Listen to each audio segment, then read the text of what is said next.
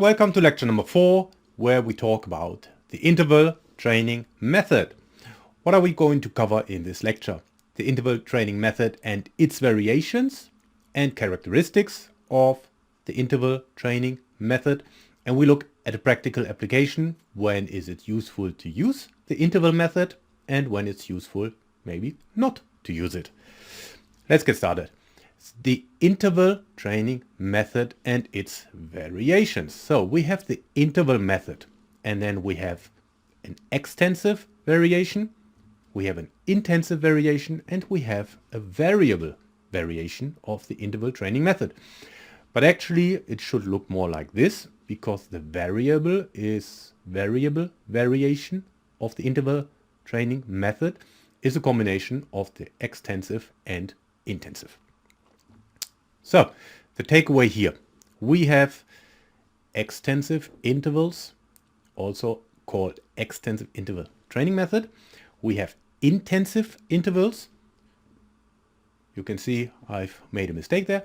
So intensive intervals, also called intensive interval method, not extensive interval method. And we have variable intervals, a variable interval method. So what are the characteristics of this training method? I've already outlined we have an extensive and an intensive variation. That's why some people actually use the interval method, the extensive and the intensive one as separate methods. For me, it's an interval method. One is extensive and one is intensive.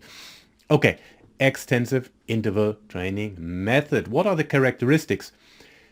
It's interrupted work, hence intervals, with incomplete rest.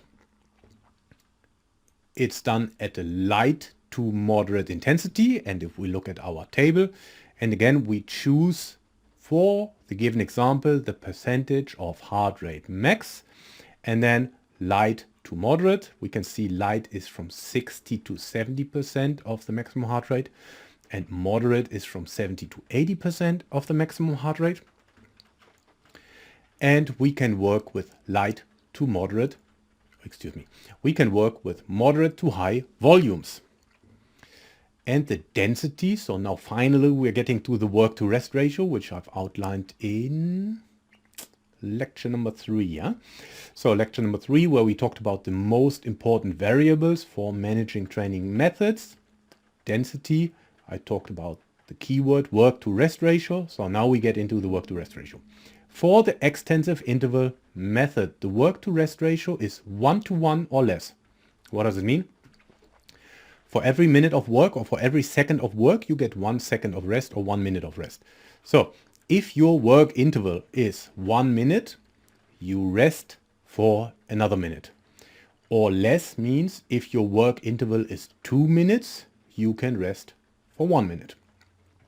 Yeah, so that is a work to rest interval for the extensive training method. So, and shameless plug from my strength training secret course, we have the different energy systems, and then also in order to train each of the energy systems we have to adhere to a certain work to rest ratio. Otherwise you will not be able to train that energy system efficiently.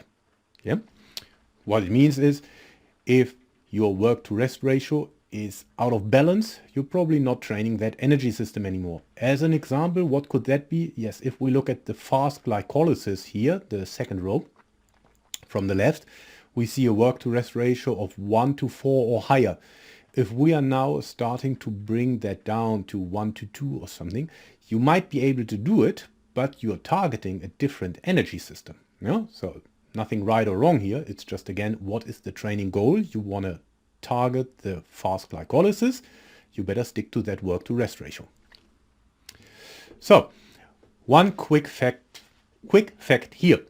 The extensive interval method is characterized by a work interval to rest interval where the work to rest is either equal or there's more work than rest. Yeah, so that is a characterization of an extensive interval. Another quick fact here is, and I actually haven't found that in the English literature for whatever reason, I've also spoken to a few of my colleagues, they are not aware of that principle. It's something I learned in university, which is something we have in Germany. It's called the principle of a worthwhile rest. So whether that is a good translation or not, the name is lohnende Pause in German. And it basically says, that's what we're getting into. So we have uninterrupted work with incomplete rest. So if we look at that principle of the worthwhile rest, the lohnende Pause, we can see here, by now you're familiar with my drawing skills. So we have intensity on the y-axis and time on the x-axis. And we have a work interval and we have a rest interval. Yeah. So, and if we now divide that rest interval into 3/3, then what does that mean? Then we can see that 2/3 of the total recovery occurs in the first third of the total time. And most often that is at a heart rate of more or less 120 beats per minute. Why 120 beats per minute? Again, this is where it becomes a bit general. But if we look at these zones here, that is exactly where we are at the 60% zone. Yeah, so the lower end of the light intensity and the upper end of the low intensity. And why did they come up with 60% or 120 beats per minute? Because for most people, they have assumed that the maximum heart rate is 200, which is obviously not the case. But then 120%, 120 beats is 60%. Yeah? So you could make the calculation for yourself. You determine your maximum heart rate. Either you use the formula 220 minus h, which is a general formula. I'm very much aware of that. Or you test your maximum heart rate, whatever method you choose, and you take 60%. So that's the bottom for your worthwhile break. Yeah. So you can do whatever you want. Work with an intensity of, we said moderate intensity. So we go up to 80% of our maximum heart rate. And then in the recovery period, you still work actively, for example, or passively, that depends. But you wait until your heart rate drops to the 60% level and then you start your next interval. Yeah, so that is one way of doing it. So it could be either timed, yeah, work to rest ratios, or it could be this so-called worthwhile break, the lohnende Pause, where you start your next interval when you have hit your 60% intensity. Okay, so how does it look? Let's jump into it. So here we are, extensive interval method, and we said the intensity is from light to moderate, where light is 60 to 70%, moderate is 70 to 80%. And just to bring in our lower limits. Oh yeah, that's the bottom of the light. That's the maximum of the moderate. And to make things a bit more complicated, anyway, I won't do it here. So how does it look?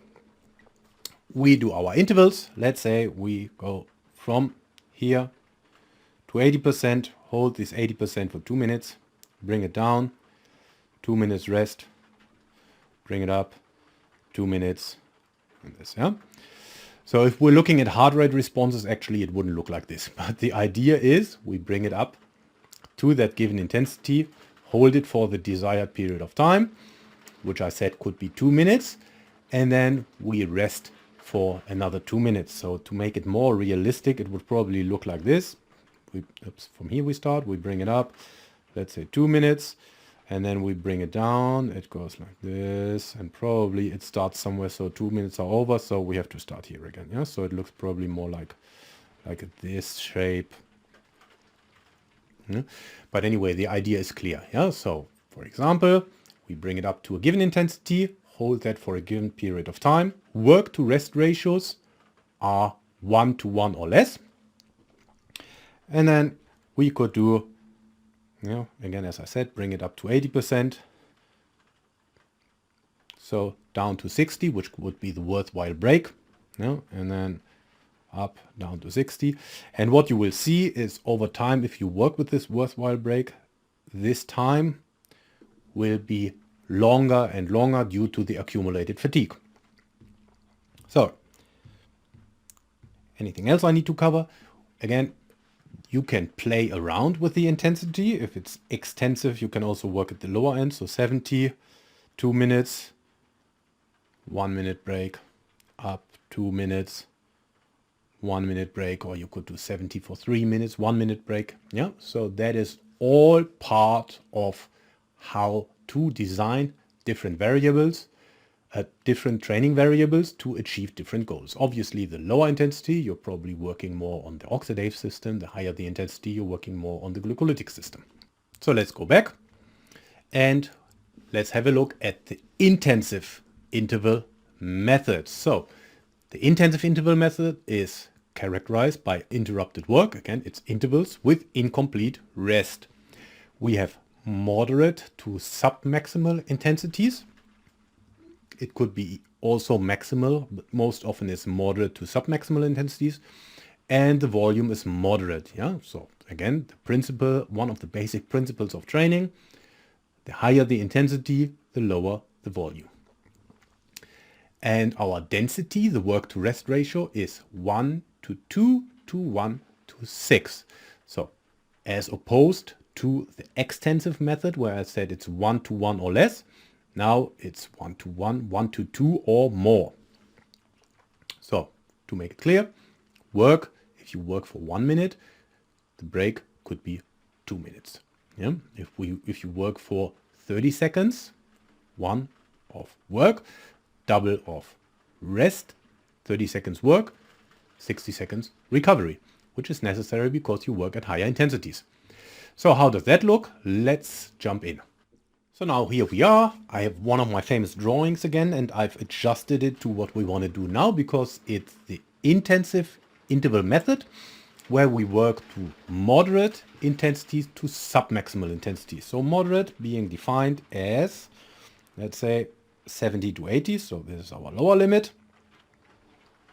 And maximal limit of the submaximal intensity, 90%. Yeah, so this is our working limit. So let's make it easy. Let's say we design intervals. Let's say we design intervals of working up to 80%, hold 80% for a minute, and then we have 2 minutes of recovery. Yeah, so that could be one example. So how does it look? So this would be our resting. So we bring it up to 80%, hold that for, what did I say, 1 minute, and then we just allow 2 minutes, bring it back up to 80, 1 minute. So that's how it could look like. Or, so then this one is 2 minutes, so it's getting more and more ugly. And this one is 1 minute. Yeah.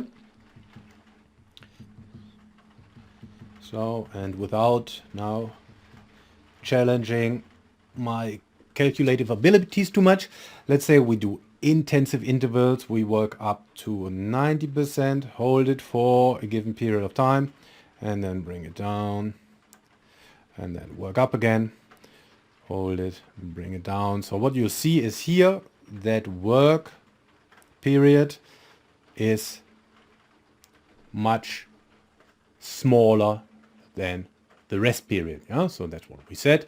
1, 2, 2, or 1, 2, 6 work to rest ratio. Yeah, so this here can be, this could be 2 to 6 times as long as this one here. Yeah, so that's the principle. Okay, let's go back. So, and then the next one is the variable interval method. As a recap, the variable method is just a mix of the extensive as well as the intensive method. Characteristics: interrupted work, again, because it's an interval method, and incomplete rest. Yeah, and then we have light to submaximal intensity. Why is that? Because the extensive interval, the lower threshold is the light intensity, and the intensive interval, the upper threshold is the submaximal slash maximal intensity. And then the volume is moderate, and work to rest ratios are somewhere between 1 to 1 to 1.6, yeah, because it takes into consideration the extensive interval method, which is a 1 to 1 work to rest ratio or lower, and the intensive interval method, which is a 1 to 2 to 1 to 6 work to rest ratio. Now let's have a look at the practical application of the intensive interval method and the extensive interval method. Let's start with the extensive interval method. And again, what I've outlined before, this is a snapshot. Yeah. So an example for endurance could be, we want to work on our aerobic power. So the extensive interval method could be one method of our choice. And then we can have adaptations such as improved specific aerobic and partially anaerobic endurance, improvement in lactate compensation, activation of glycolytic enzymes, and improvement in transitioning between energy systems. Yeah, so it's aerobic, so it would be then the transition between the glycolytic system and the oxidative system if we work at lower intensities, or if we work at higher intensities, it would be the slow glycolysis and transitioning to the fast glycolysis. Speed.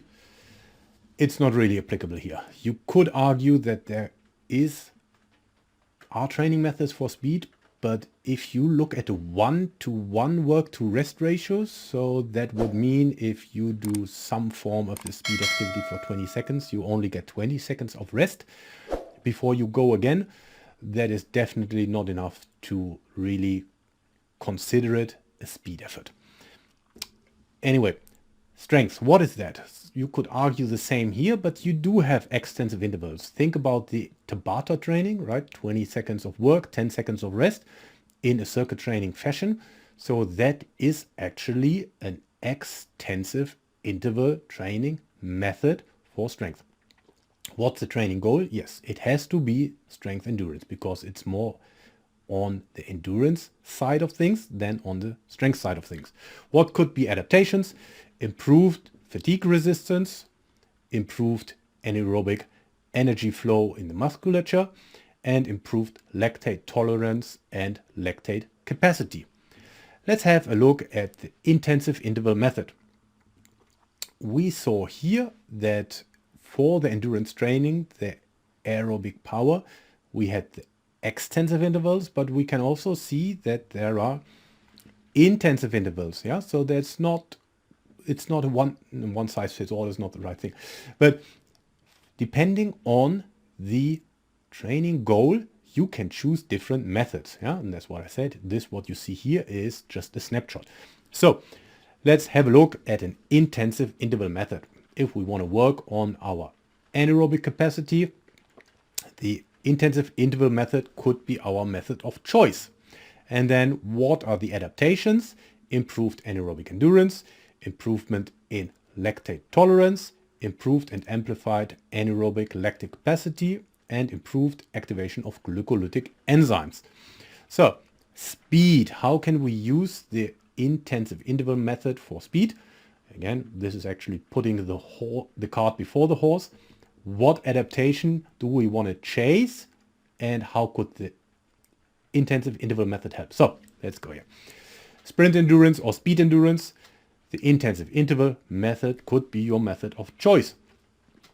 And what does it do for you? Improved fatigue resistance in speed efforts, delay motor program fatigue, improved anaerobic energy flow to the musculature, improved lactate tolerance and lactate clearance, and improved stamina.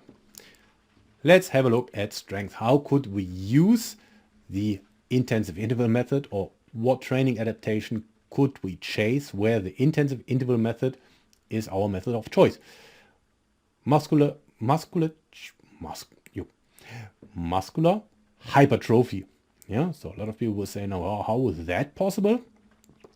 Well, if we look at a typical hypertrophy program, and let's take the example that I have previously outlined, 3 seconds down, 1 second hold, 1 second up, 1 second hold, which is 6 seconds. And then do 10 repetitions of this. 10 times 6 is 60 seconds. And remember, intensive intervals are characterized from 1 to 2 to 1 to 6 work to rest ratios. So if you start your set somewhere earlier than 360 seconds, which is 6 minutes, then it is an intensive interval method. Yeah, to make it a bit more applicable, you see that you do a set, you get 2 or less minutes, you get 2 minutes rest or less, and you start your next set. Yeah, so it could be the training method of choice if you want to train for muscular hypertrophy. Okay, adaptations. What are adaptations to muscular hypertrophy training? It's an increased cross-sectional area and an increased number of cross bridges. There are more, but these are the main adaptations. So that brings us to the end of the interval method. What did we talk about? The interval method and its variations. We looked at characteristics of the interval method and we looked at practical applications. So what training adaptation are you chasing where the interval method could help you with? And in case you want to get the videos, the audios, the slides, the transcript and the downloadables, you can go to the website, sign up. It's free and you can access all the material. I see you in the next one when we talk about the repetition training method. If you've missed the previous one, the continuous training method, you can also check it out here and subscribe.